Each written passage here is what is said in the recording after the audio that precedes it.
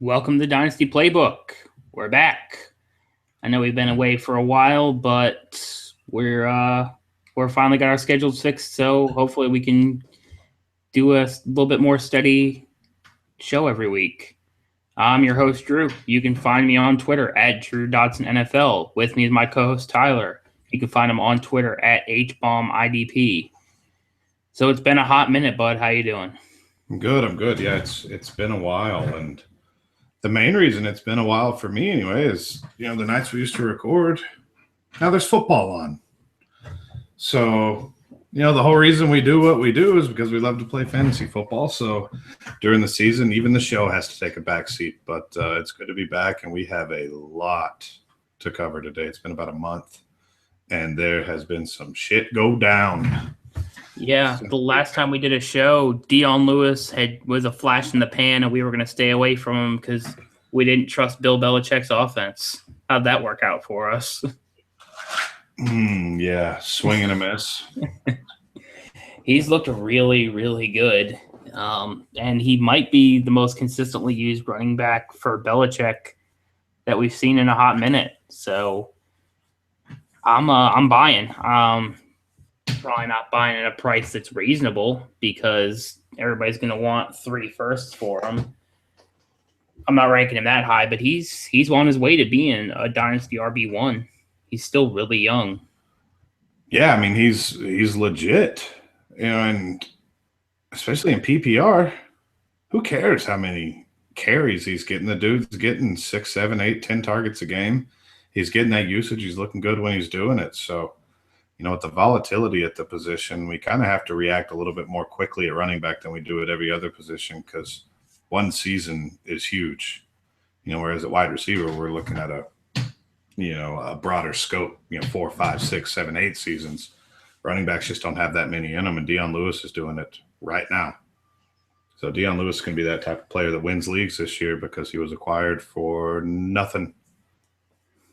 Yeah, exactly. You talk about another guy that was severely underrated. You got Devonta Freeman, who, I mean, I've seen people rank him as high as like RB3 for Dynasty, which seems nuts to me.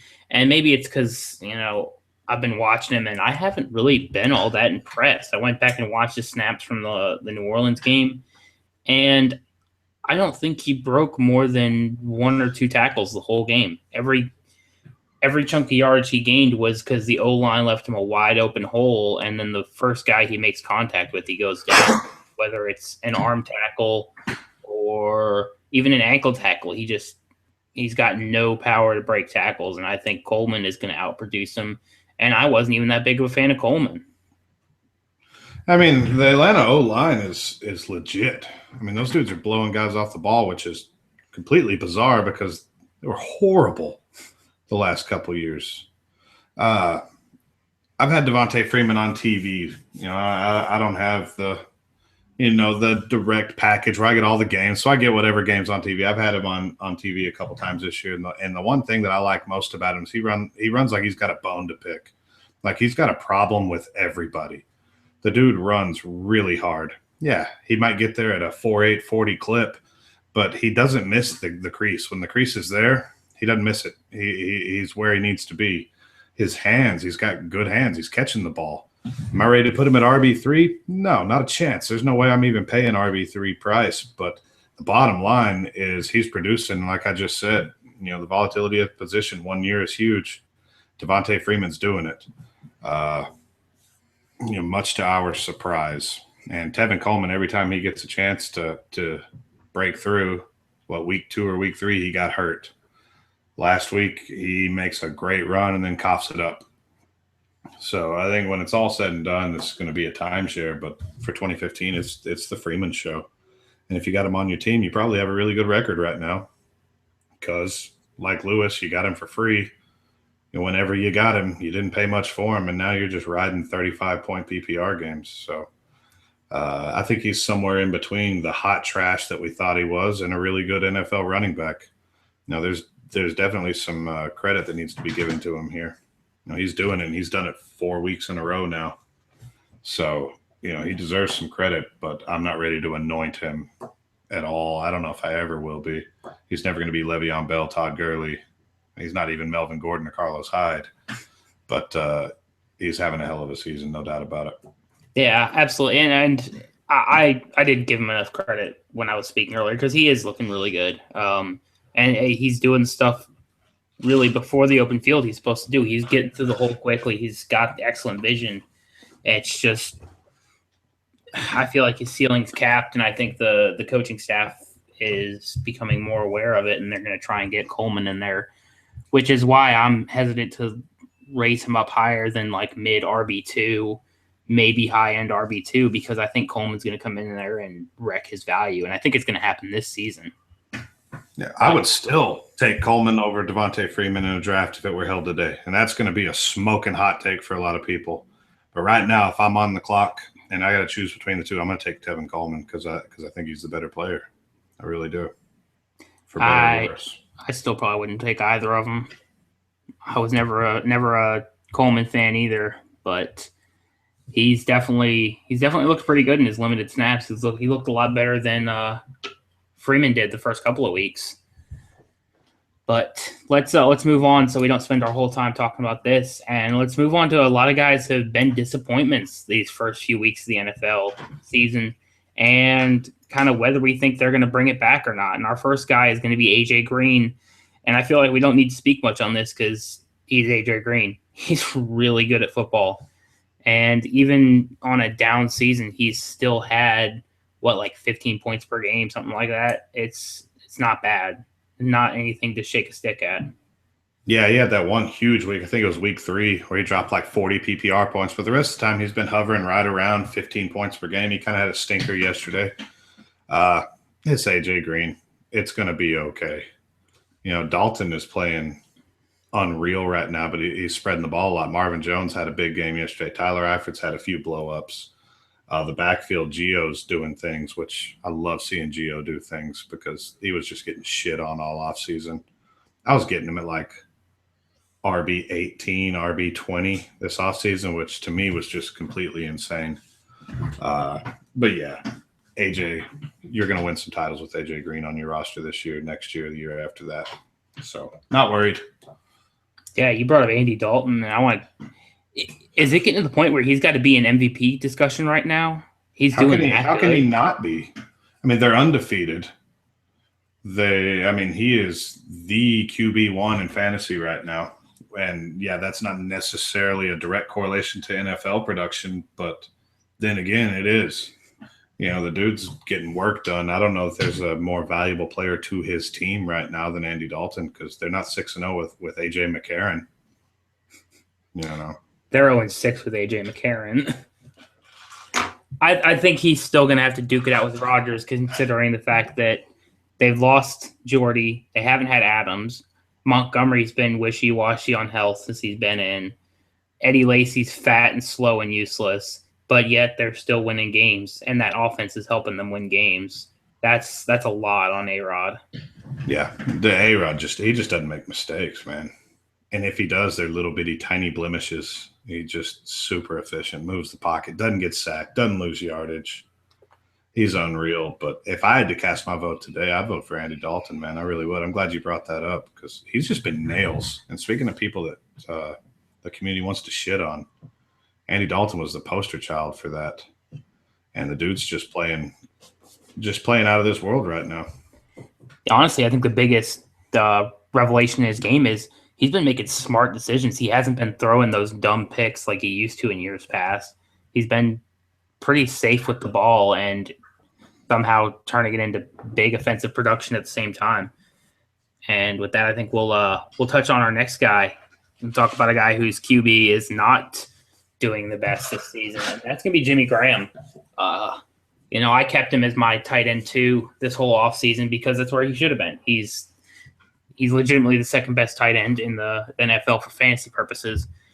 But I'm getting to the point where I'm about ready to move him down. And a lot of that has to do with Eifert has looked so much better than even I could have imagined him looking. And you weren't going to find many people that liked Eifert more than I did. And I'm getting ready to move Eifert over Graham.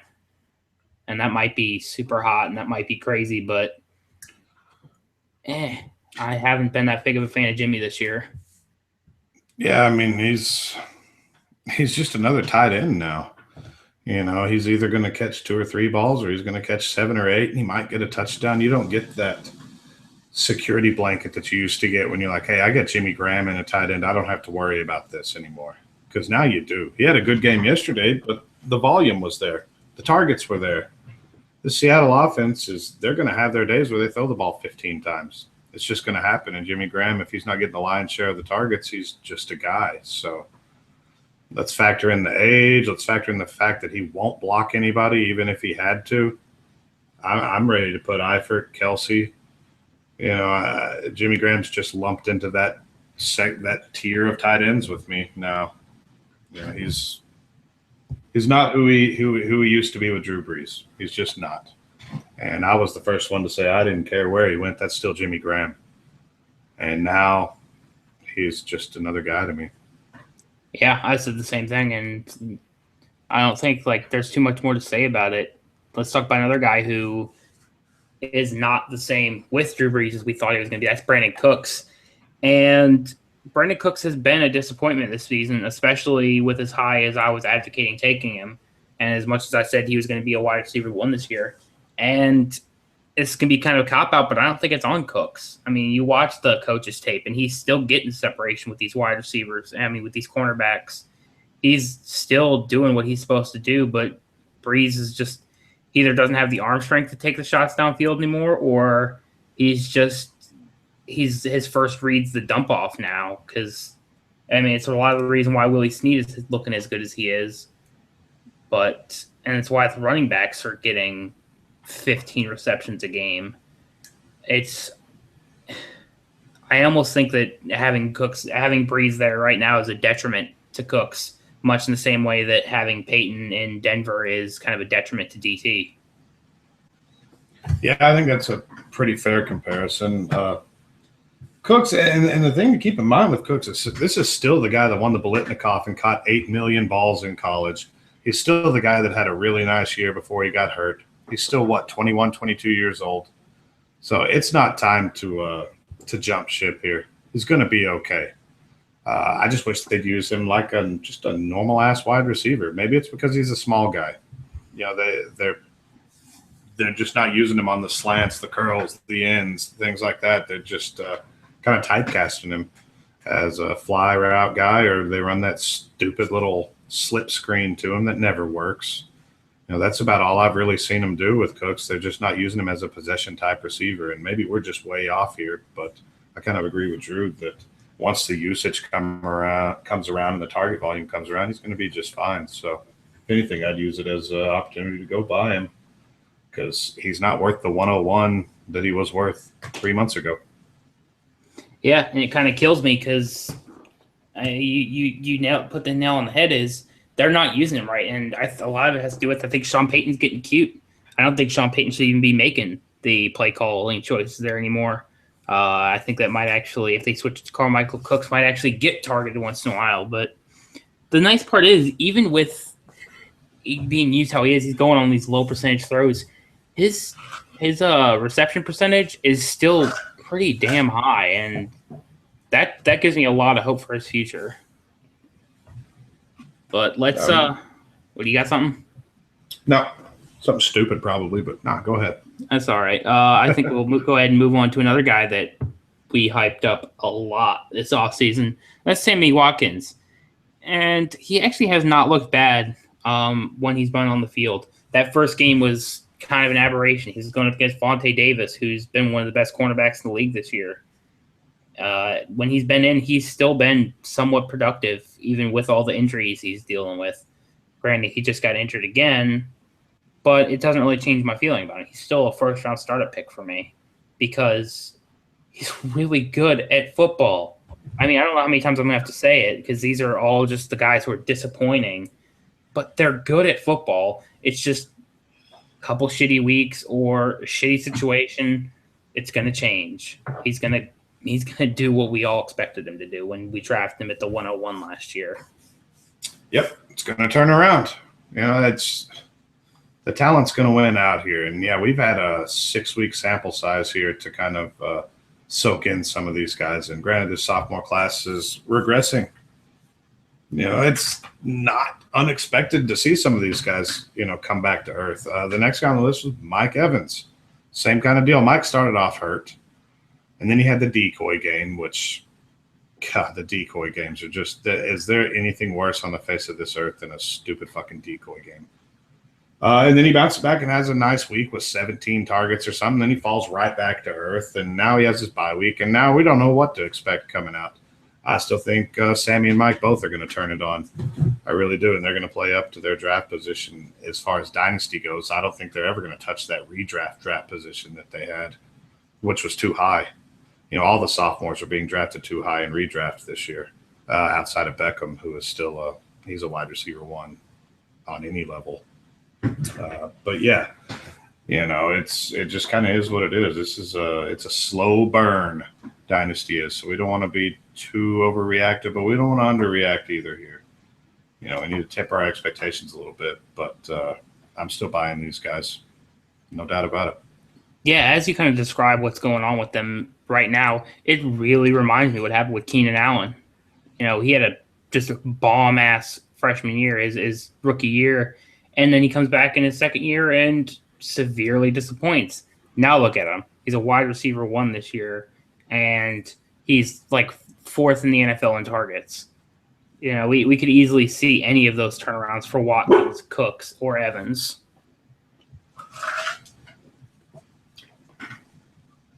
So with that, we'll talk about another guy who's hasn't really disappointed. He's just been more inconsistent than we would like, and that's Jordan Matthews. And I mean, that's been Tyler's guy since day one. He's had some really good games. He's looked really good in some of these games, and then he's had other games where I'm just not even sure if he's trying to play the same game the rest of them are. It seems like he's just been really off, and I think a lot of that has to do with the Eagles' offense just being off. It hasn't looked right in most weeks, and I think that's it's got a lot to do with it. Yeah, the Eagles' offense is just bizarro world right now. I mean, Riley Cooper's catching touchdowns, and Miles Austin's making plays, and Nelson Aguilar's on the field 80% of the time and has like 3 catches on the season. DeMarco sucks. I mean, it's just all over the map. But Jordan Matthews is going to pop off tonight. I think he's going to have a big game tonight. I think we're looking at a 100-yard game and a score or 2 tonight. I really do. He's a big slot guy. That's who he is. Slot guys are going to frustrate you. And in that offense, that's what he is. He's not an outside receiver. So, do we ever think he's going to be a high-end 1? No. I never really predicted that for him, but I still think he's going to be a super consistent, 2-ish type for your fantasy teams. And he hadn't been too bad. He was good in week 1, good in week 2, and then he's just kind of hovering, 3 for 50, 4 for 60, those little mediocre dink and dunk numbers. But for a guy that's that young, it's not all that bad. So I think he gets off tonight, though. Yeah, we'll have to see. Let's talk about another guy who's been wildly inconsistent, like Jeremy Hill, who was so poor at the beginning of the offseason. He was essentially, or not the offseason, so poor at the beginning of the regular season that he was essentially benched for Gio. And I don't necessarily disagree with it. Gio has looked really, really good. But Jeremy Hill came back and he's looked pretty good himself. I think the biggest issue here is it's going to be more of a timeshare, like we expected when they drafted Jeremy Hill. We expected it to be even, and how he finished last season was not – it's not going to be the reality for that team, especially because, look at how well they're doing. Why would they not mess with what's working? Yeah, Jeremy Hill scared me all offseason, especially at his value, which was pretty much across the board, the Dino RB 3 or 4, which was just way too high of a price to pay for a guy with timeshare concerns. And this season, if we throw out the touchdowns, he's having a bad season. You take those, what was it, week 4, week 5, he had 3 touchdowns and scored 24 fantasy points? That is horrible. If you score 3 touchdowns and that's all you get, for points, you didn't have a very good week, especially in PPR. So I think we're just kind of seeing what was going to happen.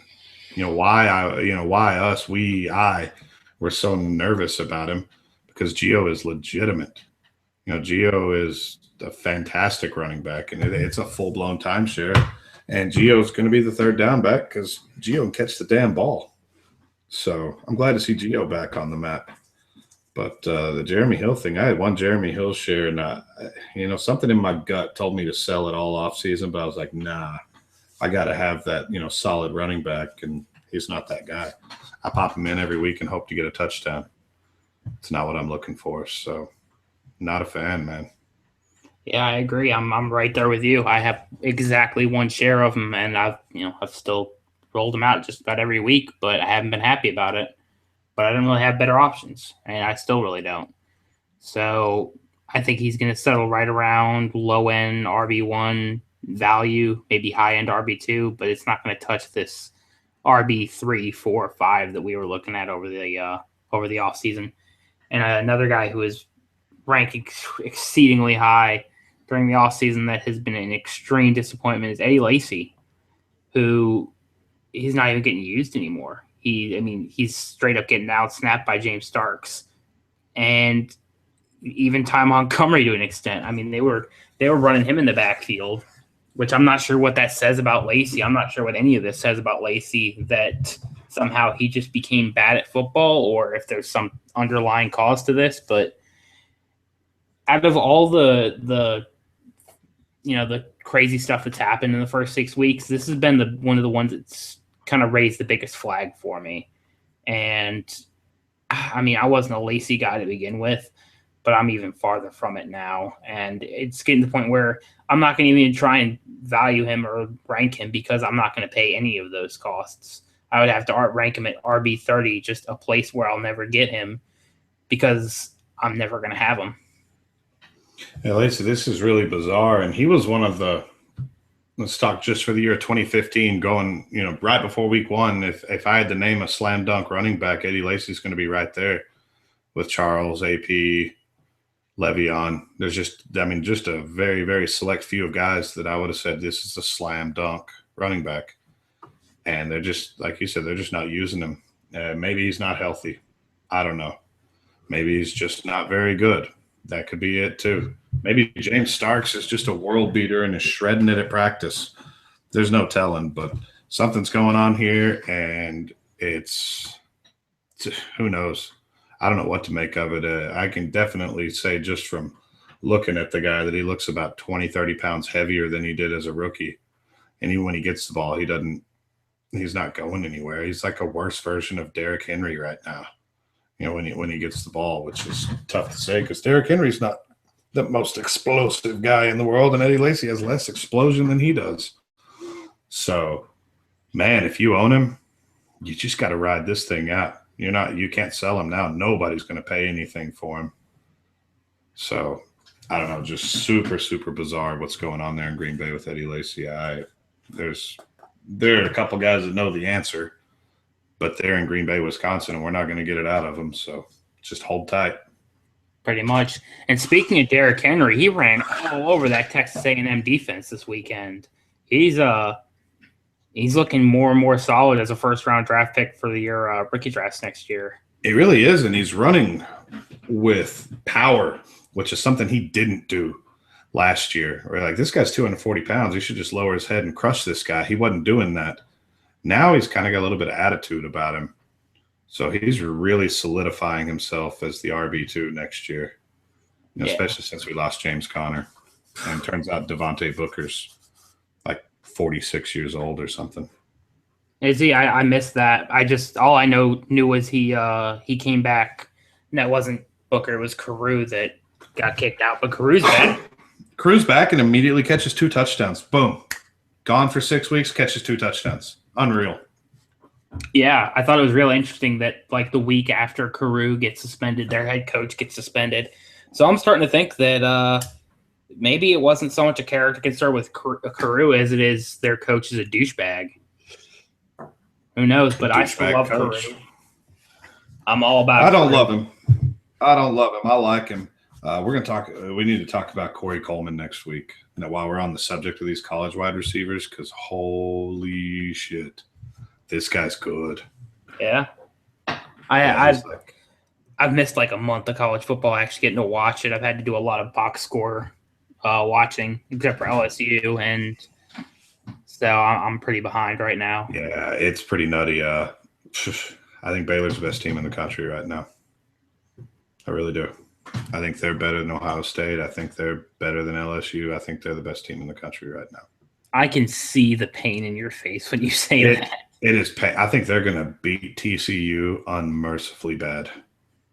It's going to get ugly, and I can't wait to watch that because somehow my hate for TCU has far eclipsed my hate for Baylor. I'm not sure how that happened or what went on there, but yeah, Baylor's they're just animals, dude. Animals. I hope that's what happens because seeing TCU ranked over LSU week after week has made me hate them more and more. I've adopted your hate for them because there's no reason they should be ranked over Utah or LSU, but it wasn't until this week that Utah passed them, and somehow, even after beating number 8 Florida, LSU is still under TCU. Well, that's okay because TCU keeps escaping with their tail between their legs every week, to a Tech team that is not very good. And then K-State gave them all they wanted. Hell, Texas, gave them a little bitty bit for about 13 minutes. But, yeah. Yeah, sorry, we went there again. Sorry, TCU fans. The pain trains are coming. It's going to happen. They're going to get knocked off. So that's one more that kind of leads us into our next category, which is achievers and can they keep it up? And I think the answer for TCU is no. But our first player that's achieved and been looking really well in his first few weeks is our guy, Allen Robinson, who amazingly, one of the guys we liked is actually doing good. He's looked fucking fantastic. I love it. And it does not hurt that Bortles has kind of turned it around this year too. He's starting to figure it out. And he's figuring out A-Rob is he's a good wide receiver. I'm going to throw more to him. A-Rob is going to continue to get better. We might not see him till week 9, and they might give him a week off before their bye week if this leg contusion thing is even remotely serious. But I imagine we'll see him back on the field by week 9, and he's going to keep doing wide receiver 1 things. Yeah, I mean, it is what it is. And I had a little moment of panic there with A-Rob. A-Rob, along with DeAndre Hopkins, is my most owned player by far. Those two eclipse all the other shares of everyone else I have by far. And I was like, what? I need to use that word that we hate and diversify a little bit. Kind of get rid of a couple of my A-Rob shares. And I did. And I got good deals, kind of good deals on him. But the dude's playing like a future 1. He's playing like a future first-round startup pick. He's a target monster. They're using him in the end zone. He's physical to go get the ball. He gets it with his hands. And he's just doing things. And Bortles has progressed. He's still not the best quarterback in the world. His pocket presence still sucks, but the dude's not afraid to whip it. He isn't scared at all to try to find a window. He's not scared at all to just toss it up if he sees A-Rob or Hearns in one-on-one. Just let his receivers go make a play. And both guys are doing it. We had Allen Hearns on this list too. Allen Hearns is playing really, really well. If I'm not mistaken, he's right there on that 1-2 borderline for the season in points scored, which is crazy because I just didn't think the Jacksonville offense, I didn't think the yards were going to be there enough to support 2 viable receivers. And sure enough, they're doing it. And if A-Rob is down for any length of time, Allen Hearns is liable to get 20 targets a game and really put up some big weeks too. So really excited about both guys. I mean, the whole Jacksonville team, they're not good yet, but it's coming. It's a different atmosphere there. Let's not go too far on that whole Jacksonville's team because they still have Julius Thomas, who is not stealing value from either of these guys. Let's put that out there right now for all you guys that still think Julius Thomas is going to be a thing. He is not a thing. The only thing he is injured. Well, he had a good week. He had a really good day yesterday, and then he played a limited snap share last week, and then he is immediately on the injury report today. Now, we don't like to kick around injury prone, but God almighty. Julius Thomas, what a wimp, man. That dude's just a hack on every level. I'm pretty sure he's the whole reason we have the hashtag don't be a butthole, because he's a butthole. Yeah, he's the worst, man. He's the worst. All right, let's talk about another sophomore wide receiver who's having himself a remarkably good season, especially considering what the expectations were. That's Dante Moncrief. Oh, it feels so good to watch him do good. This guy's gonna pass up T.Y. Hilton as the number one wide receiver if he hasn't already. He's looking like the best guy on that field in terms of the skill position players, and he's I don't know how high to rank him anymore. Second round startup pick. Yeah, maybe third round, but he's in that A-Rob value of from where it was last year or in the offseason at least. Yeah, and for the first few weeks of the season, he was the best sophomore wide receiver behind Beckham. Now A-Rob's right in there in the middle of that, but I feel like every time Moncrief does well, he didn't do well last week in the Andre revenge game or whatever you want to call it. But every time Moncrief does well, I just let out a huge sigh of relief because I was legit worried about his usage going in. When they draft Philip Dorsett in the first round, and then when you hear all the offseason blurbs coming out that Dorsett's the 3 and Moncrief is the 4, and yeah, I was legitimately worried about what they were going to do with him. Because we just have no control over what's going to happen. Yeah, we can evaluate a guy's talent all day, but if he's not getting on the field, it's not going to – nothing good's going to come of that. But, yeah, Moncrief is doing things, which we said all along that Dorsett and T.Y. Hilton play entirely different positions than Dante Moncrief. It's no different than, J.J. Watt versus Luke Kuechly. Both great defenders, both do two entirely different things. Moncrief is an outside receiver, and Luck loves him. You saw it last night. Luck's feeding him targets, and they find him in the red zone, which is awesome. So this one is, I'm pretty happy that Moncrief is doing well because I had a bunch of Moncrief shares and paid up for him too. And then they draft Philip Dorsett, and it kind of took the wind out of my sails. So huge sigh of relief that he's doing what we thought he could do. Yeah, and speaking of Dorsett, let's move on to some rookie conversation and kind of talk about where some of these rookies are at, and let's kick it off with the two best guys, and that's Gurley and Cooper. And I feel like we only need a minute to talk about how good they look because if Gurley keeps this up, he's going to finish the season as the RB1. He's going to pass up Le'Veon Bell, and that might be crazy, but he's already my RB2. And it didn't hurt that everybody else kind of shit the bed this year, but Gurley has looked fantastic. And Cooper has already developed an amazing rapport with Derek Carr, who's looked amazingly pretty damn good. He's adequate. He's good. Don't fight me on this. But regardless, they got a good enough rapport where even if Carr is not, a top, a QB1 or anything, Cooper's still going to be a wide receiver 1. This guy's going to finish the year as a top 3 or 4 dynasty pick. Yeah, they're both going to be first half of the first round startup picks next year. Gurley's an easy 2. I don't see him passing Le'Veon. Le'Veon's on a different level still for me. As good as Gurley is, when Le'Veon's on the field, I love having Le'Veon in my lineup because the game starts and nothing really is going on. You look up and Le'Veon's got 7 points in, the first 5-6 minutes. And it's just like, what did he do? Well, he caught a couple balls and then he broke a nice run. And love Le'Veon Bell. He's still my easy 1, but Gurley is my easy 2. And then it's like I don't even know who my 3 would be. Carlos Hyde, maybe. I mean, it's like a Grand Canyon gap between Gurley and the next guy. So super stoked to see it. Coops come right out of the gate, just like, I hate to say it, I told you so. But Coop was the most polished wide receiver coming out of college in a long, long time. He was good to go day 1 and immediately starts producing. So, yeah, he got locked down by Chris Harris and Aqib Talib, but who doesn't? My Broncos defense, best in the league. Argue with your shoe. That's the best defense in the league. But Coop's for real, man. Absolutely. And I don't think anybody's arguing with you that Denver's defense is the best in the league because it's the only way they're 6-0. And they could have Tim Tebow at quarterback again. They'd still be 6-0. We'd probably be better with Tebow at this point. Hashtag sad face. Golly, what happened? Peyton's arm is just dead, just meat stick.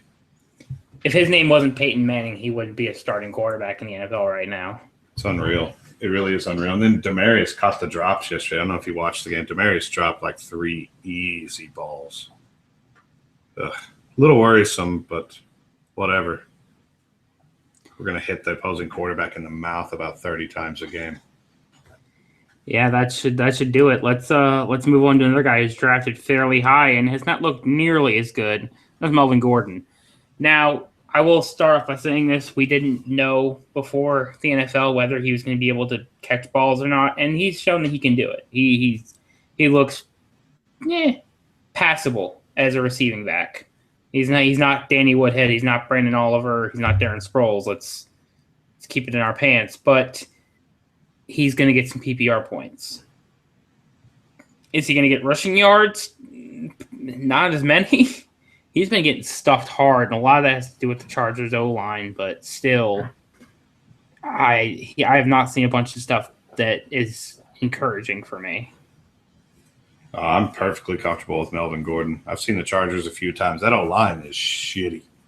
Like, it's really bad. I mean, and Woodhead is by far the leading receiver of the running backs right now as far as yardage, and he's having to stay in the block a ton. Like a lot more than what he should be asked to do to stay in the block because the offensive line's so bad. Gordon's done everything that I needed to see as far as in the passing game. You know, he's got good hands. He's made a couple of really nice catches just in the live games that I've watched. So Gordon's a cinch RB1 for me. I'd take him ahead of Eddie Lacy's fat ass right now. Take him ahead of Jeremy Hill. I mean, he's right. He's going to be right there. Like I was saying a minute ago, I guess Carlos Hyde would be my 3. Melvin Gordon's going to be right in that mix too. Like I said, it's the long game here, and Melvin Gordon, he's got the goods. You know, he's not Todd Gurley. He never was going to be Todd Gurley. There were 2 totally different players coming out. Gurley's on a different level, but Gordon's going to hold his own. You're going to be happy to have him on your team. Yeah, I agree. I'd take him over Eddie Lacy, but I think it would be pretty close to me for Hill still. And I agree that Hyde's my 3 as well, just because who else is it going to be? It seems like everybody just fell off the face of the earth this season. And Hyde, I mean, even Hyde has not had a ton of spectacular weeks, except for that week 1. Oh, so good. Yeah, he was pretty good. It's all about that zero RB life, bro. There's a reason why we don't fuck around with running backs early in startup drafts if they're naming Le'Veon Bell or Todd Gurley. Pretty much. Gurley was kind of the exception to the rule, even just because he really is transcendent talent. There's a reason why we don't mess with him because you can go plug in. I mean, look who's killing it: Mark Ingram, Chris Ivory, Danny Woodhead, Chris Thompson, Gio Bernard. All these guys have just come out of nowhere, and these guys are good. Deion Lewis, they're legitimately good. And they can win you fantasy titles, and you didn't pay shit for them. You weren't the guy taking Eddie Lacy in the first round. We weren't reaching for Jamal Charles in the 3rd round, who is dead now. R.I.P. Good player, former Longhorn. But, yeah, there's a reason why you want to fade running backs because there's just no telling. Yeah, with running backs on the mind, how are you feeling about T.J. Yeldon right now? Yeldon's right in there too. I mean, he's played really, really well. I've got a few Yeldon shares. I've moved a couple. I moved Yeldon and what is probably going to be a top 3 rookie pick next year for Todd Gurley about 2 weeks ago. And I was so on board with it. I sent the guy an offer and he countered back with that. And I was like, yeah, I can do that. But I like Yeldon quite a bit. I think he is definitely the bell cow. Saw it happen yesterday when they have to turn Toby Gerhart and Shoelace loose. That didn't go well. So Yeldon's their guy. They know he's their guy. He's young. He's a 3-down back. There's not a whole lot not to like about TJ Yeldon other than the fact that he's a running back. Yeah, absolutely. And I think right now the biggest detriment to TJ Yeldon's game is the O-line there is hot doo-doo too. And he's still, he's had a 100-yard game. He's had, he's putting up some touchdowns. I think they use a high draft pick. They pick up some O-linemen. It's going to get better for him. I think we're looking at a guy who's going to be a pretty consistent RB1 for the next few years. Yeah, definitely.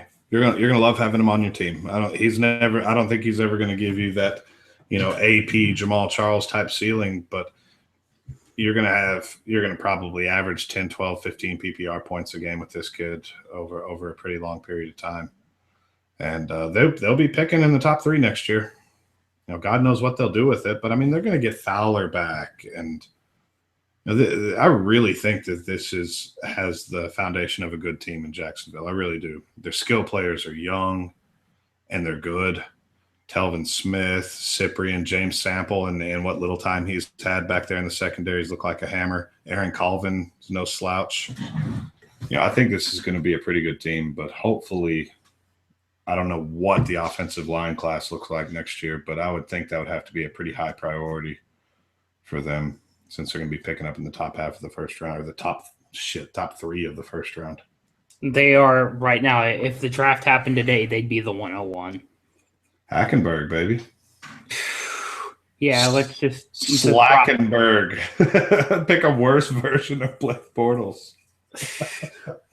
No, the only O lineman I really know from this draft is the LT from Notre Dame, who's been looking really, really good. That could easily be their pick there, or they might trade down a little bit. They might pick up some extra ammo, especially with Goff being in this class. A lot of people are liking him. There's still Hackenberg if you like bad quarterbacks. You could always take Trevon Boykin. Whew. How about they just take Ezekiel Elliott and we get a Gurley Mason situation going on again, just crush our hearts? I would cry and shit my pants at the same time. If a running back ever goes number 1 overall in the NFL draft again, I don't see it happening. I don't know about that. That Leonard Fournette draft, he's gonna go higher than Gurley did. Yeah, there's a long way to go between now and then, though, man. Look at Nick Chubb. You better shut that mouth. Nick Chubb just broke his whole shit last week. That was brutal. Oh yeah, absolutely brutal. I mean, that's got to be like top 3 in most brutal injuries I've ever seen. That was nasty, but the 2017 running back class is looking really good, especially if Connor comes back to school for a year. So the 17 draft is looking really, really good right now, especially at running back. Yep. And I mean, the wide receivers aren't looking bad either. I don't know if you watched the LSU game this weekend, but Malachi Dupree was putting on a show. Yeah, he's good. He's good. And he gets no attention because our quarterback is meh. He's getting better week by week, but it's still, I mean, it's not enough to really fully show what Malachi Dupree can do. The quarterback thing at LSU is going to catch him. Catches them every year. Really, really good team, and then eventually they need the quarterback to go win a game, and they just can't do it. And they got to run the gauntlet in the SEC West. I mean, hey, I have no words of encouragement. Just give the ball to 7 and let good things happen. He was averaging over 200 yards a game before Saturday night. How crazy is that? He still had like 170 something against Florida, and they looked like they were just pounding him the whole game, and he still came out for the 170 something yards. They bottled him up to the tune of 170 yards. That dude's coming away this season with the Heisman. I don't care what anybody says. That trophy's going back to the running back position. I don't know, man. Corey Coleman. Not happening. You know how it goes. It's the 2 best players left from the undefeated teams. It could easily be Fournette and Coleman this year. Easily. It's going to be Fournette and Fournette. Fournette and Fournette. That's a grown-ass man. That is a grown-ass man. I was watching the game with my wife on Saturday, and she's like, so many of these they look like little kids. And like, they got little kid faces. And then Fournette shows up and is like, not him. Yeah. He looks like a grown-up, and I'm like, he is a grown-ass man. Yeah. Well, let's go ahead and wrap up that rookie discussion, and let's move on to submitted questions because we've got quite a few of them, and we need to hit them up. And our first one comes from Gray Beals, I guess. What's Doug Martin's value going forward? I traded him to a team that had Jamal Charles for a 2017 first. I know he had a great game, but the Bucks appear to be terrible and look to be that way for a while, and Doug Martin is a free agent. How does impending free agency affect how we value dynasty players? For example, Alf Morris, Lamar Miller, etc. Let's treat these as two separate conversations because the second part is its own thing all in itself. And for me, if I can get any first round pick for Doug Martin right now, I'm taking it. I still like. If I'm competing this year, I like Martin as a cheap grab. But if I'm spending more than a second on him, then I'm not spending more than a second on him. That's how it is. Yeah, I mean, cashing out for a first on Doug Martin, way to go. You just got out while the getting's good. He probably had his two best games, maybe of his career the last few weeks. I'm just not counting on him more than. No, he's just a guy at running back. No, that Oakland game, his rookie year, was the best game of his career. Yeah, 250 yards and that was like 7 years ago, man. Yeah. Yeah, I've moved on from that. Doug Martin, I had him on a roster, traded him. I traded him in a package to get Adrian Peterson because I want to win, and Adrian Peterson will allow me to win. Doug Martin will allow me to get 5 points one week. I'm out on that. So what's his value? I don't know what his value is, but I know that if I had any more shares of Doug Martin, I'm actively looking to move them. Yeah. And to your second question is, how does free agency affect how we value dynasty players? Well, there's no set concrete answer. It all depends on who the player is. Like Mike Floyd, I'm acquiring him because if he goes somewhere in free agency, it's probably because he's going somewhere to be a number one. And we love Mike Floyd here. But like Alf Morris, if he goes somewhere in free agency, his value went from a little bit to absolutely nothing because no team is gonna have him as a workhorse back. The only reason Washington does is because, well, it's Washington. It's what they do. Lamar Miller, another example. I'm hesitant about Miller, especially with how the interim head coach used him this week. He had his first game over 20 carries in his entire career. He's at the end of his 4-year contract. I think that was also his first game over 100 yards, just pure rushing. And I might be wrong about that one, but I mean, it gives you a little bit of hope for him, and they might want to bring him back if this guy gets the head coaching gig, because the team looked like a different team than they were under Joe Philbin. Yeah, thank God. God, what a freaking mess that game in London. They should have left Joe Philbin's ass in London. Like, just stand on the sideline with his hat in his hand. That was freaking terrible. But, Mike Floyd's the poster child here. Mike Floyd's the guy that I want to go get right now. Where I don't have him, which is, man, I got him in a lot of spots. But if he gets a change of scenery, that's great. You're dead on with Alf. The only reason Alf's been a workhorse is because he's the only guy. And he's not even the workhorse anymore. He's splitting time with Matt Jones and Chris Thompson, and he's probably the third best running back out of that bunch. So, Alf, God help you if you have Alf on your roster, man. It's just an ugly thing to have. It's just no fun. I had him on one a while back. Couldn't get rid of him fast enough. It's just so frustrating. But yeah, free agency, you want to be aware of it. You want to be cognizant of it, but follow the talent. A guy like Lamar Miller, you go ahead and get him now. Don't let free agency affect his value for you. You're not going to pay much for him. You could get Lamar Miller for a second in most circles. So, if you can get him now for a second, he stays in Miami, that's a good thing. If he moves on, that's probably a good thing too, because even if he's a third down back somewhere, that's PPR useful. So, it just depends on the player. Yeah, and with that, we'll move on to next question comes from Blue Wolf 51. What to do with Jamal Charles? Is he a sell or a hold? If he's a sell, then what value would you expect back for him? I'd say he's probably a hold.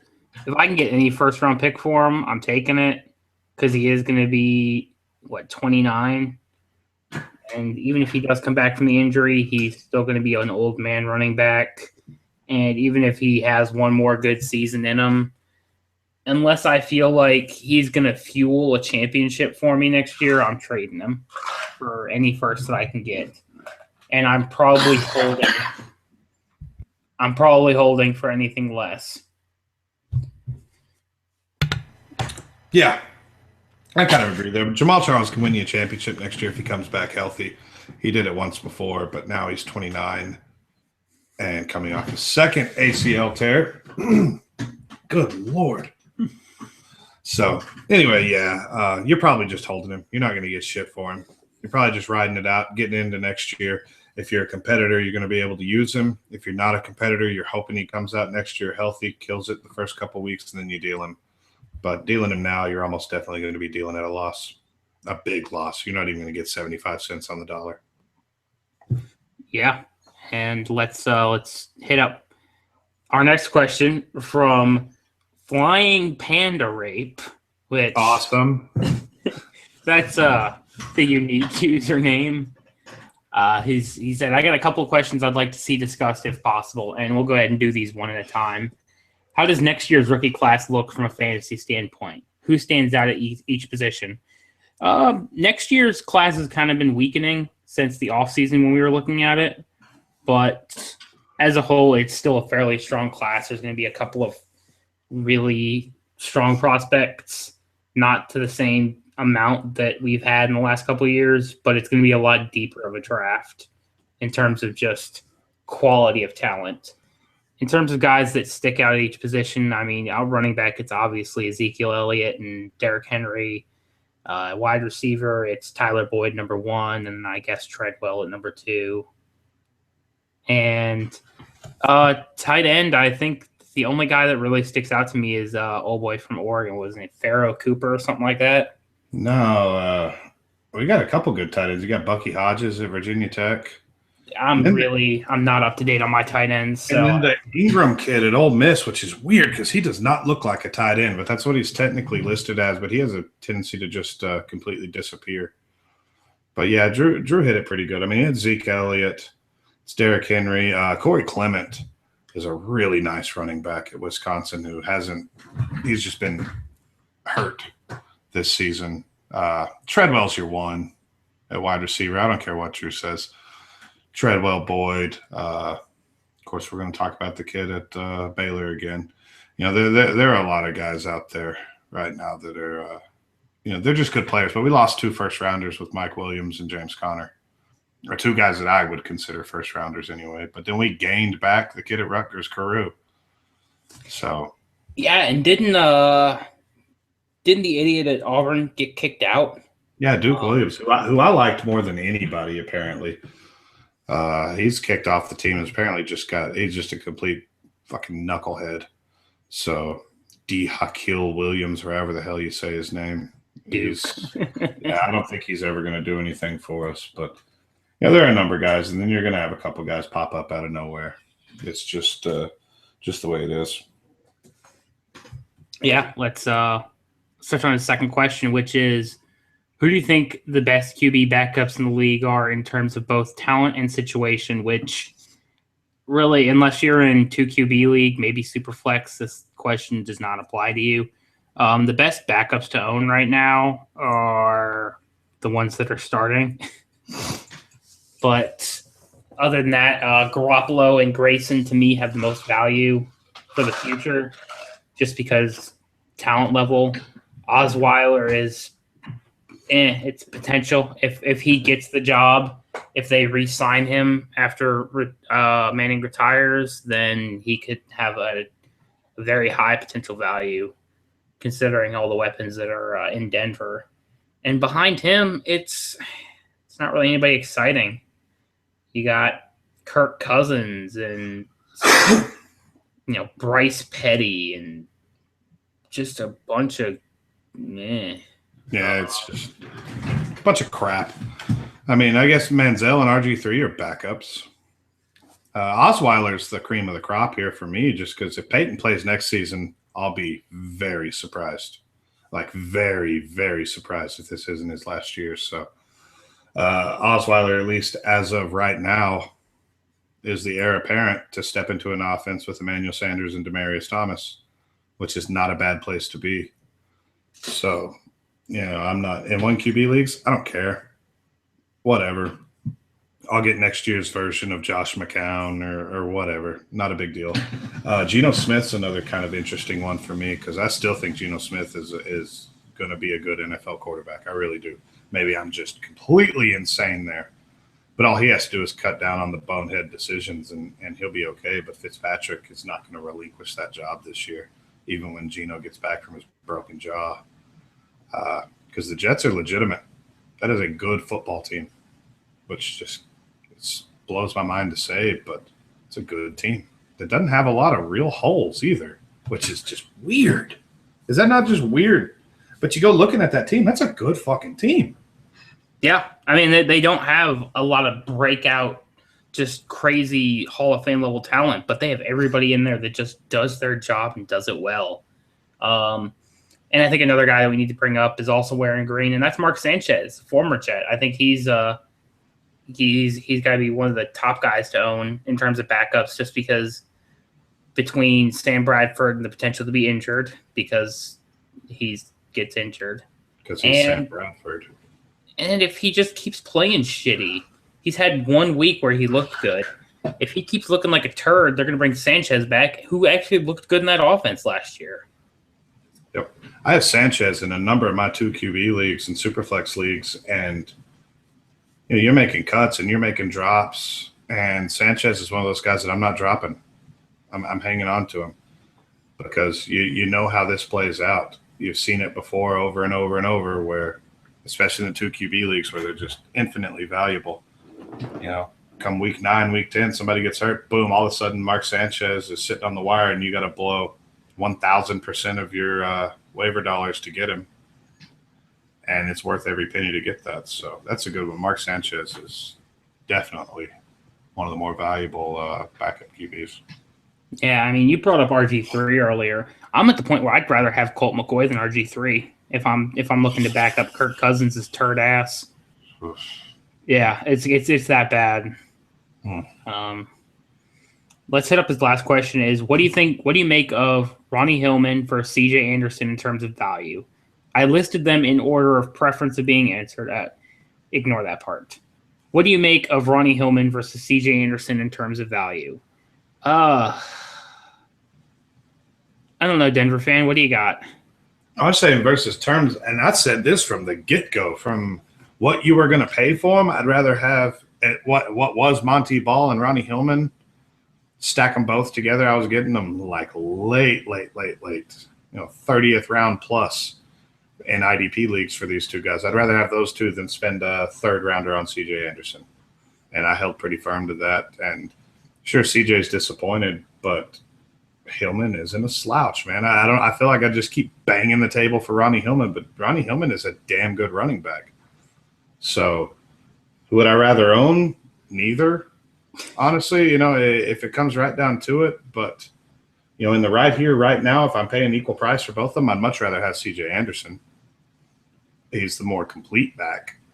But versus what you had to actually pay for him, if you did startups this summer or whatever, would have much rather have had Hillman at just a small fraction of the cost of CJ Anderson because there was some uncertainty there all along. I didn't think CJ Anderson was ever going to be the guy to take 90% of the touches, if anything, because Hillman was just that talented. And, I thought Monty Ball was going to get some run too, but whoops. Yeah, shit happens, I guess. If all things are equal, I agree. I'm going to take CJ Anderson, but I think you can still get Hillman for a fraction of the cost, even though he's had some pretty good games. But all in all, I kind of am not really that interested in having either of them. And let's tackle username 02's question next. Figured I would ask this now so we can avoid it during the off season. What the hell is going to happen to Josh Gordon's value if he's allowed to come back? It's going to go higher, and I'm still not going to care. Josh Gordon was at one point my 101 startup pick. Going into last year's offseason, going into last year's draft season, before the whole he's getting suspended again thing happened, he was my 101 because in terms of talent, there's very few people that come close. But he's a retard. He consistently gets in trouble. I know this last suspension wasn't for smoking pot, but he still broke the rules. He was told what the rules were, and the fact that he didn't understand the rules well enough to not get suspended again just shows that he's an idiot. And I'm done having anything that equates to that kind of risk. You would literally have to give him to me for free, and then I still have to waste a roster spot on him when he gets suspended again. I'm not that interested in having him, and I'm not going to be interested in buying him. Well, I'm very interested in having him on my roster as a throw-in on a trade or a guy that I drafted at wide receiver 45 this offseason because he's a potential big-time difference maker. He's not in my top 100, because he's a dumbass. I own him in 3 or 4 spots. And as soon as they say he's been reinstated, he's good to go, he's on the trade block. And I'm looking to move. And I'm looking to move aggressively. And if I can't and I can put him in my lineup week 1, that's cool too.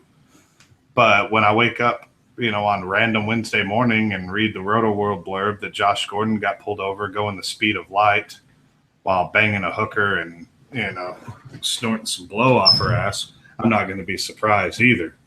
So, just a very polarizing guy. I don't even hate trying to go and acquire him on the cheap.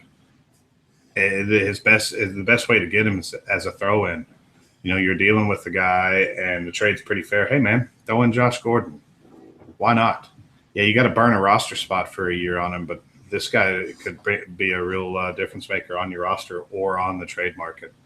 Because as soon as they say he's healthy again, he's good to go again, he's worth 2 firsts automatically. People will pay that. I guarantee you people will pay that. Patrick Swinehart would pay that so fast. He's got that Josh Gordon boner going. Him and Scott. Scott loves Josh Gordon too. I think we all know why Scott loves Josh Gordon, though.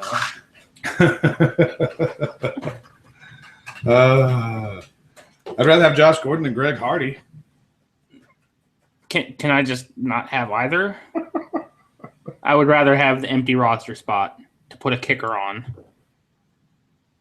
I think that's enough about Josh Gordon. Let's move on to our last question, and it comes from @ShakeandBake Jr. Why did Dion Lewis screw me last night? I think the answer to that is extremely simple. It is that Bill Belichick lives to crush people's hopes and dreams. If you have a smile, he's going to do what he can to take it away. Unless you're a Pats fan, you like winning. See, I know the answer to this question. This is my buddy Jeremy. I work with Jeremy. It's because, Jeremy, you play in stupid non-PPR leagues, and we've talked ad nauseum about this. Dion Lewis isn't the type of guy that's going to carry much value for me in a non-PPR because what's his season high on carries this year? 8, 10, something like that. He seriously has not been fed the ball. So that's why he screwed you. For me, in my PPR league, he got me a nice solid 8, 9 points, I think, something like that. So I was pretty pleased with his production. But the answer to your question is don't play standard. It's just dumb. Standard does suck. It's the worst. I don't even know how I used to do it. I jumped into an ESPN draft league at the last minute because I realized I couldn't use FantasyCast if I wasn't in an ESPN league. So I did this random draft, and now I have to see all my guys get non-decimal standard scoring points. Over on the other side, and I'm like, wow, that is so gross. I'm glad I'm not setting my lineup in that league. Like he got 9 yards, but 0 points. I love it. Ooh, that's bad, man. I've asked this before, but please, somebody, if you've heard an argument or you have an argument against decimal scoring, I would love to hear it. I would love to hear what the mentality is against decimal scoring. Just the worst. And you throw in that with the non-PPR, that is gross. You know that non-PPR just wipes out the playing field for playable guys, especially a running back. They're like 5 guys you can play. And everybody else is just like, oh, maybe he scores a touchdown. It's shitty. It's like playing an Alfred Morris fantasy football league. Might as well just play touchdown-only leagues because that sounds fun too. All right. I'm actually going to skip my rant of the week this week because I'm so happy to be back. But don't worry. I'm sure after this next week of fantasy football, Tyler and I will be full of piss and vinegar and anger, and we'll have some good rants for you. But it's been good to be back. I'm excited that we're going to try and get this going at a more regular time. And for those of you who didn't know, I've been doing my 2 QB startup mocks. The second one has already started. I'm working on filling up my third one. Tyler's going to do the next one because he's making stink faces at me. I'll just get that email and just be like, God damn it. But if you guys are interested, if you guys would be down to help out at all, shoot me a message on Twitter, let me know, and I'll get you on the next one. I'm trying to collect ADP data for 2 QB leagues because as of right now, there is none, and I'd like there to be some. So, yeah, I think that's about all I got. You have any last parting shots for us, bud? Nope. We're back. We'll try to get this more regular. Apologize for being gone for a month. But, life be hard. It do.